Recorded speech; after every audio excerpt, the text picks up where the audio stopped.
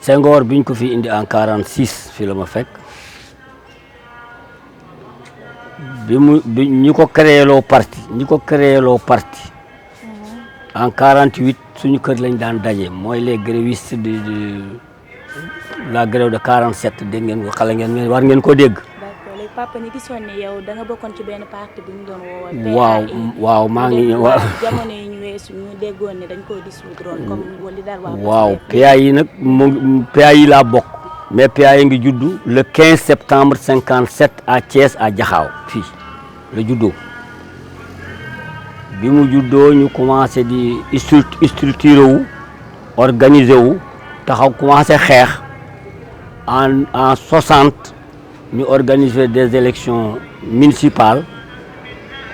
ñu bokk ci Majmout Diop dem présenter ñu à Saint-Louis en tant que secrétaire général du parti. gaa ñi bëgg a buure les urnes ñu lànk ñu déclenché xeex ñu xeex ak ñoom xeex yu metti toute la journée à Saint-Louis bi ñu xeexee nag xeex bi metti woon na lool Majmout Diop mën ñu fexe ba jàpp ko dañu obligé wut benn lawbe mu làqu ci benn buntu bureau ba Majmout ñëw di dugg ci biir bureau bi mu doxe ginnaaw dóor ko njur xam nga semiñ semiñ bu ñuy goree bu amul turu moom lañ ko jox moom la ko dóor lawbe boobu ba mu ko dóoree mu daan ñu jàpp ko lawbe boobu fa lañ ko rawalee ba léegi kenn mënula wax ne lawbe bi fii la jaar ci lañ ko jàppee yóbbu tëj ko biñ ko tëjee biñ koy atte avec la pression populaire mënuñu ko woon tëj ñemewuñ ko woon tëj parce que population bi dafa taxawoon jëm ne kenn du ko tëj ñu libéré ko biñ ko libéré après quelques jours après le Cour suprême de Dakar lancé waat un appel d'arrêt contre lui bi mu ko lancé nag parti bi ne ko ne léegi parti bi dañ ne ñoom na génn réew mi fekk na Mamadou Dia dissoudre parti Mamadou Dia moo dissoudre PAI en 60 août 60. dañ ko dissoudre ñu bëgg ko jàppaat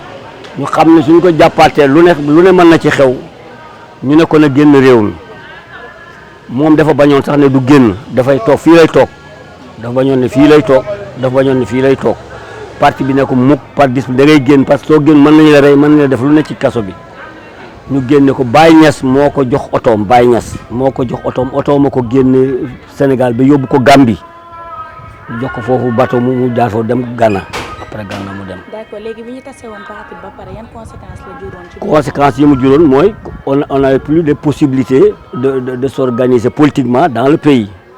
mënatuñu wax politique pays bi soo yoree kayitu bu xonq sax PAI ñu jàpp la baa ñu fekk la nga taxaw di wax PAI ñu jàpp la.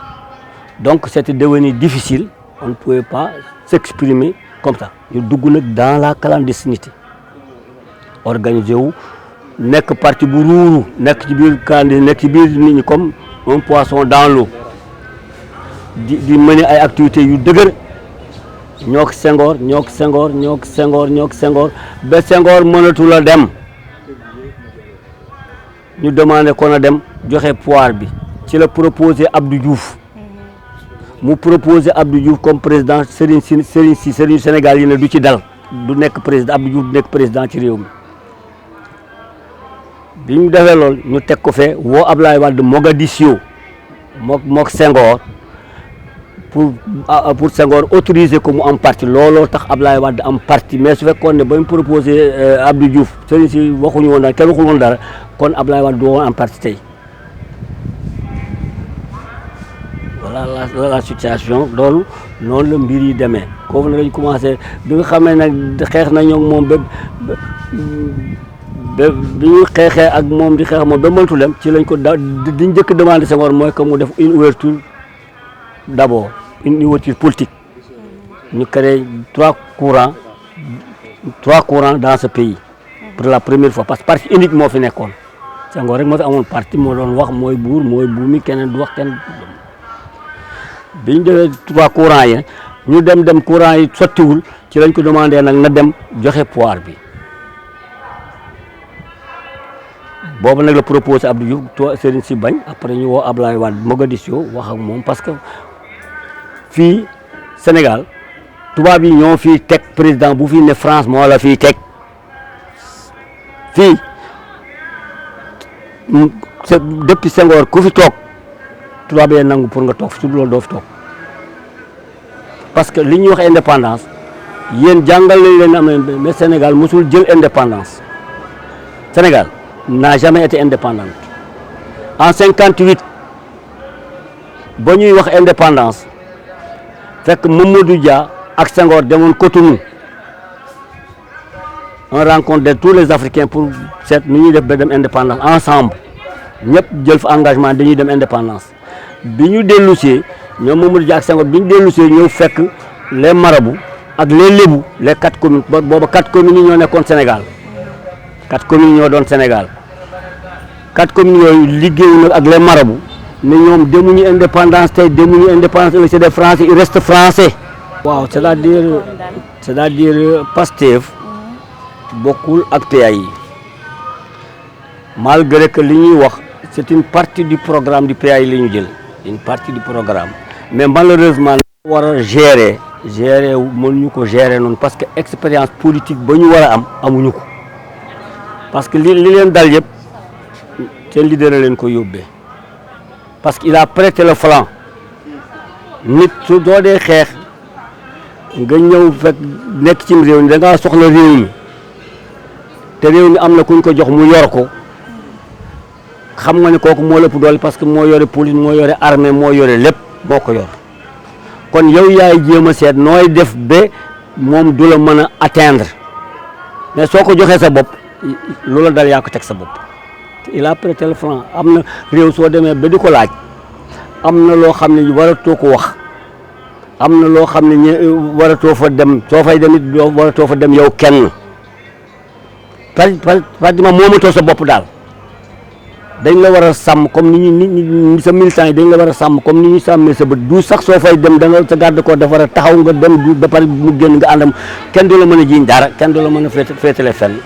kon daal jàpp ngeen ne Ousmane Sonko li ko dal moom moo ko teg boppam. lu ci bëri moo ko teg boppam lu ci bëri su fekkee nit ñi dañuy waxante dëgg te yàlla tax lu bëri moo ko teg boppam te loolu yëpp jàmbaarisme moo ko yóbbee man jàmbaar laa moo ko yóbbee nit ñi di ko jey ñu àndal xamuñu politique di ko jey ñenn ñi ku nekk ak la tax nga ànd ak moom am na ñoo xam ne ànd nañoo moom sincèrement am ñoo xam ne ànduñoo moom sincèrement lu ñu am ci moom la ñu bëgg yaakaar nañ dañu jël pouvoir bi ëllëg ñu bu nekk lii mbaa nekk lee ñooñu loolu moo leen intéressé am ñoo xam ne nañu créé ay problème pour ñoom ñu mën a wut lu ñu am ci alalu jàmbur yi maanaam yi ñu toj yi ñu toj yëpp un homme politique nga ne askan wi nga fi nekkal askan ku ko nekkal askan amatul samba demb ñëpp askan wi la ñu bokk ka ca pouvoir ba nekk ci njabaxtalaat ka ca ginnaaw yëpp ci askan wi la ñu bokk ku nekk da nga am loo warloo ak moom ku nekk dafa am lu ko manqué pour ñu mën a réaliser li ñu bëgg la ko manqué na ngay jéem a comprendre seet noo koy compenser pour que ñu mën a def la révolution du looy xëy rek décréter ko déedéet ça dépend de l'évolution sociale moo tax mu ngi mel ne yéen jigéen ñiy togg xam ngeen ne cin ku ko togg ba ci digg ba yekk ko te ñorul kenn du ko lekk da ngay yàq waaye doo defar loolu moo leen daal dañuy bëgg yekk cin li te ñorul. njàngat bi ma am ci événement yi xew ci réew mi fi mu toll nii te bi ci gën a fës doon arrestation wu le leader Ousmane Sonko et la dissolution de son parti ñi ma tàmm suivre ça fait plus de 2 ans ou 3 ans dañ xam ni peut-être su ma ci waxee wax naa cee wax parce que dama am benn tànk bu ma taxawee woon ni ma taxawee woon du woon lenn lu dul posture aar artu bi mooy lan politique ñaari notion la da ngay artu buñ la joxee nga aar am na sax ñu faroon ak Ousmane Sonko musuñoo comprendre samay position dañoo jàppe woon ni sax man ci ñi ko contre laa bokk te dama gëm ni nit soo ko bëggee doo def lu mu def nga ne ko ëskay doo def lu mu def nga ne ko gongo da ngay def ni bu defee lu rafet nga ànd ceeg moom bu defee safaan wa nga jéem ko yedd wala nga wax ko ni nga defee du noonu mais parti bi nga xam ni mooy Pastef dafa juddu ñu dugg ci champ politique yàlla may leen ci nag nañ leen ko nangul lu mu musta may kenn wala lu mu gëj a may nit ñu dem ba loolu daal leen di griser maanaam mu doon benn euphorie ba ñu jàppee ni ñoom dong ñoo war a wax ñoom dong ñoo xam ñoom dong ñoo muus ñoom dong ñoo jàng keneen warta wax ñu ñëw ne ñoom le système n'est pas bon ñoom dañuy indi lu bees man ci xam-xam ak jaar bi ma am ci politique ndax nag lu mu néew ku 88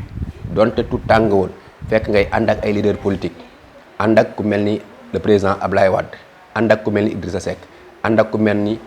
le docteur Cheikh Tidiane Gadio xamanteeg yeneen parti yëpp lu mu néew am na loo xam ci politique man leen yéen waa Pastef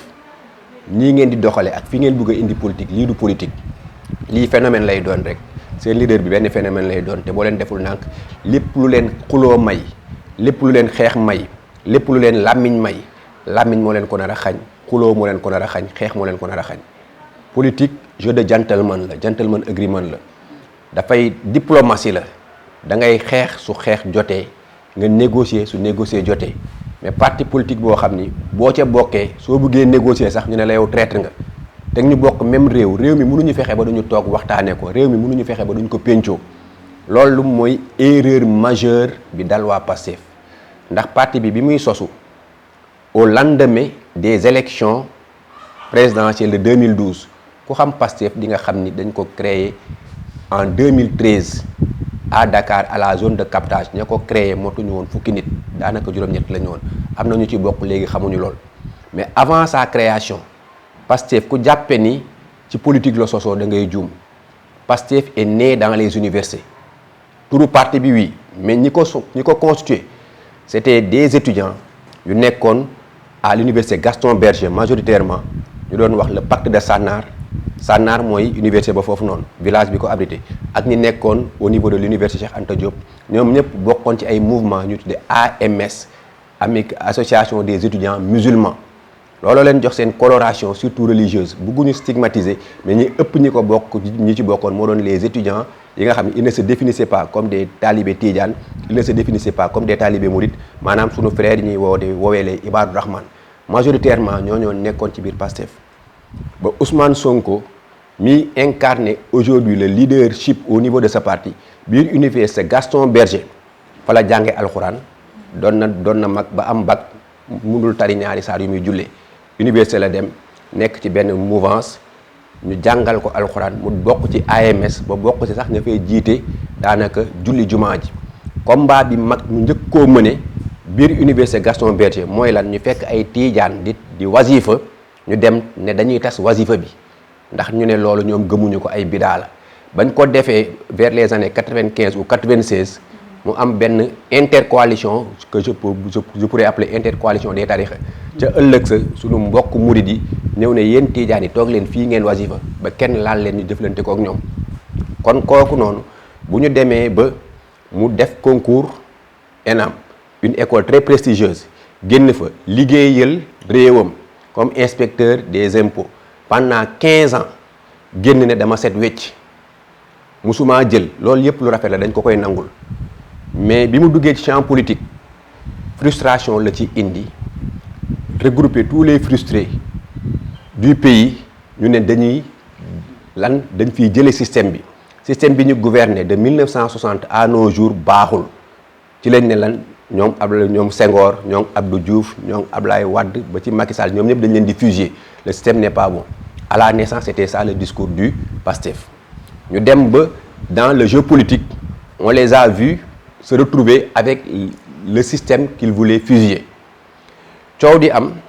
bi PASTEF juddoo en 2013 pratiquement élection locale yi ñu njëkk a dem Ousmane Sonko n'avait pas suffisamment de voix pour être député plus fort reste la jàlle defuñu ci 2 ans ñu dem élection présidentielle ñoom ñu génn en 3e position de mémoire de Sénégalais à part le président Macky Sall avec son parti APR ku def performance bu mel noonu mosuñu ko gis dans le landerneau politique sénégalais ñu dem élection présidentielle arrivé en 3e position Covid jaar fi le leader Idrissa Seck dem ranger wu ji du côté du gouvernement donc forcément le rapport frontal entre Ousmane Sonko qui incarnait l'opposition radicale et l'APR et le Benno Bokk Yaakaar ne pouvait pas s'opposer yàlla may ko ndaw ñëpp presque jox ko loxo wala jox ko bopp dëgmal ko ñëpp njortoon ni moom rek moo fi mën a jëlee Macky Sall mais waaye yàlla bu la mayee lool ngay woote xuloog xeex dem ba nga xam ne ki ngay xeexal moo la ëpp doole ki ngay xeexal yàlla yor na arme yoo yorul waroon nga toog nga changer discours changer posture xam ni élection yi ñu jëm soreetul nga wax ci waxu projet wax ci waxu jàmm parce que ñu bëri dañoo dem ba naan leen parti fitna lañu parti defkatu ñaawteef lañu ndax saa yuñ ko laalee rek réew mi yëngatu ba ay bakkan rot ci loolu mooy lecture bi nga xam ne de manière ramassée soo ko comprendre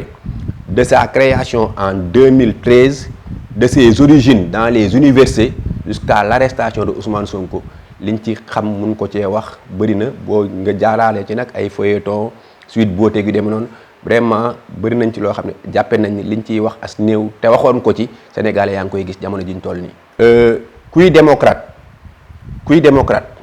waroo rafetlu parti politique bu ñuy tas ku nekk un humaniste waroo rafetlu nit ku ñu jël tëj ko nit ki même bu nekkoon sa ennemi sa pire ennemi sax waroo ko yéene benn guddi kaso kon man sama position personnelle mooy ànduma ci ñu tas Pastef parce que lii di mouvement syndical lii di mouvement associatif lii di parti politique cadre d'expression la te nit ki sa voix da koy déterminer am loo war a wax nga wax ko am loo naqari nga wax ko loolu boo ko cadre d'expression la nit ki su waxul rek boo deful nag mu jaar vers la violence donc tas Pastef rayul Pastef parce que idéologie la esprit la l'esprit ne meurt pas tey boo ne woon tas nga parti bi ña ca bokk seen gëm-gëm munoo ko rey leneen dina fëlaat niroog Pastef wala génne ca ña sosoon Pastef ni obédience bi ñu jël la violence et tout mais non non man dama gëm ni munoon nañ leen woo ñoom it ñu nangu vers un débat plus constructif parce que idée bi muy incarné ba yenn ndaw yi gëmoon ko maanaam alal ji nekk ci réew mi doomi réew ñi gisuñu ci seen bopp nasaraan si dañ ñoo teg tànk kenn du ne li Ousmane Sonko doon wax amul lu ciy dëgg bëri na ci li mu doon wax loo xam ni dëgg la comme itam am na lu mu doon wax loo xam ni manipulation la nit ki nag da nga koy nangul su waxee dëgg nga ne lii mu wax dëgg la lii mu wax lu rafet la bu waxee dara loo xam ni xam nga ni ay manipulation la waxu kasaw-kasaw la nga génn ne ko lii ngay wax du dëgg ay waxi kasaw-kasaw la man position boobu laa mujj taxawe laa musa taxawe te ci laay taxaw ilaa yawmi din. Si vous m'interpellez sur l'actualité qui sévit, qui définit la chronique actuellement au Sénégal, l'actualité la plus brûlante, la plus saisissante, c'est l'arrestation du leader du parti Pastef, Ousmane Sonko. Ça peut surprendre certains, mais ça ne surprendrait pas et ça ne surprend pas ceux qui s'y connaissent en politique. En fait, le parti Pastef, qu'on le veuille ou non, et son leader sont apparus comme un phénomène dans le landerneau politique sénégalais. De mémoire de Sénégalais, on n'a pas vu un leader qui a drainé autant de foule en un laps de temps. Même si Ablaye Wade, avant d'arriver au pouvoir avec son SOPI, était un monstre de la politique, il drainait des foules, mais la particularité du Pastef, c'est que en moins de 10 ans, ils ont été les gens qui ont occupé plus de place dans le landerneau politique. Pour rappel, le parti Pastef a été créé au lendemain des élections présidentielles de 2012. Précisément en 2013, à la zone de captage de Dakar, ils étaient moins de 10 agents des inspecteurs des impôts à créer ce parti. Mais là, c'est la création du parti, mais l'origine du Pastef remonte plus loin que sa création. Le Pastef, son idéologie a pris racine dans les universités,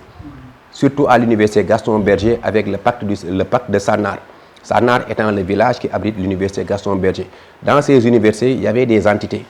qu'on appelait les AMS, Amicales des étudiants musulmans. Pourquoi ils se définissaient comme AMS? C'était des étudiants qui ne se reconnaissaient à travers aucune confrérie. Ils ne se définissaient pas comme des mourides, ils ne se définissaient pas comme des tidjanes, alors que l'islam au Sénégal est un islam confrérique. Et c'est pourquoi le leader Ousmane Sonko lui-même, c'est dans ces AMS qu'il a appris à mémoriser le Coran et il a été même jusqu'à être l'un des leaders les plus charismatiques. Et son premier au fait à l'université, c'était d'aller tenter de mettre fin à une séance de wazifa que nos frères tidjanes organisaient. Et le lendemain, il y a eu une coalition presque des tariqa entre tidjanes et mourides pour barrer la route à ces gens-là qui voulaient les taxer dans des pratiques d'islam noir. Ces choses-là ayant évolué, le leader Ousmane Sonko, réussissant brillamment au concours de l'ENAM, est sorti pour être un cadre de l'administration sénégalaise. Il aura fait 15 ans dans l'administration et il est sorti pour dire, il n'est même pas sorti, on l'a poussé, on l'a radié. Et qu'est-ce qu'il disait? Qu'il n'a jamais volé, qu'il n'a jamais pris un sou. C'est un discours très beau qu'on peut lui reconnaître. Il a été un bon fonctionnaire. Et dans son engagement politique, les premières élections auxquelles il aura participé, c'est les élections législatives de 2014, je pense. Lors de ces élections,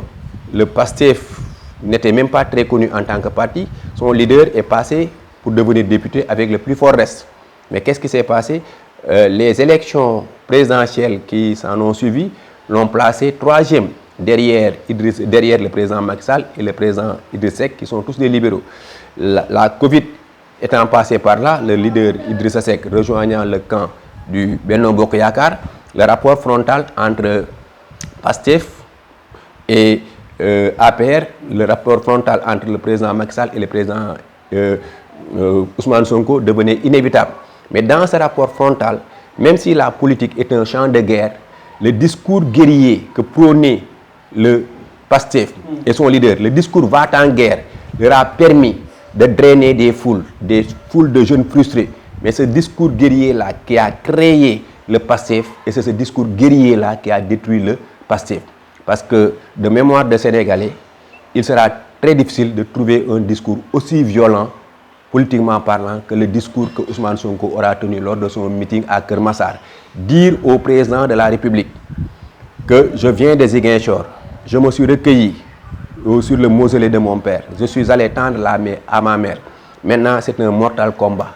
Tu vas me tuer ou bien je vais te tuer. Les jeunes qui sont avec moi sont suffisamment entraînés. Il suffit de les donner des armes pour que ton pouvoir vacille. Ce discours-là a été très violent. Mais le mal du PASTEF, moi-même, ce qui me prenait peut-être comme un de leurs détracteurs, n'avait rien compris. Je savais que c'est ce jeu-là qui allait les perdre. Et quand tu sortais pour leur dire, votre discours n'est pas bon, votre comportement n'est pas bon, ils pensaient que vous étiez un adversaire. Mais on ne peut pas laisser un citoyen sénégalais dire tout ce qu'il veut, faire tout ce qu'il veut, au vu et au su de tout le monde, et comme si nous vivions dans un no man's land, dans un état sans loi. Et finalement, c'est cette loi-là qui s'est appliquée à lui. C'est ce qui justifie peut-être son arrestation, mais on ne peut pas lui nier son charisme, on ne peut pas lui nier certaines vérités dans son discours, comme quoi le néocolonialisme plombe le développement de l'Afrique, que l'Occident s'immisce trop dans nos affaires, mais à un certain moment, s'ils étaient de bons politiques, ils doivent savoir que dans l'art de la politique, à des moments, il faut combattre, à des moments, il faut négocier. Mais le discours de va-t-en-guerre, tu es un pastéfien, il te suffit de négocier, on te regarde comme le traître. Ce qu'ils considéraient comme traître antérieurement, s'il les rejoint, on le blanchit. La politique n'a jamais fonctionné comme ça. C'est des positions, c'est des convictions, selon les circonstances. Donc, ce qui les a un peu perdus. Pour le reste, on ne peut pas souhaiter l'arrestation de quelqu'un. Moi, en ce qui me concerne, je ne souhaite pas une seule nuit de prison à qui que ce soit. Et dissoudre aussi un parti, si on me demande mon point de vue là-dessus, je peux dire que moi, je ne suis pas d'accord. Parce que le parti politique, comme le mouvement syndical, comme le mouvement associatif, est un cadre d'expression. Les humains ont besoin de s'exprimer. Maintenant, dissoudre le parti, ce n'est pas tuer le parti. Parce qu'un parti politique, c'est une idéologie, c'est des convictions. Tu peux arrêter le leader pensant décapiter le parti, mais les gens qui ont semé les graines de ces convictions en eux, les feront germer, les feront prospérer. Donc, l'actualité étant que Ousmane Sonko est arrêté, l'actualité étant que son parti est dissous,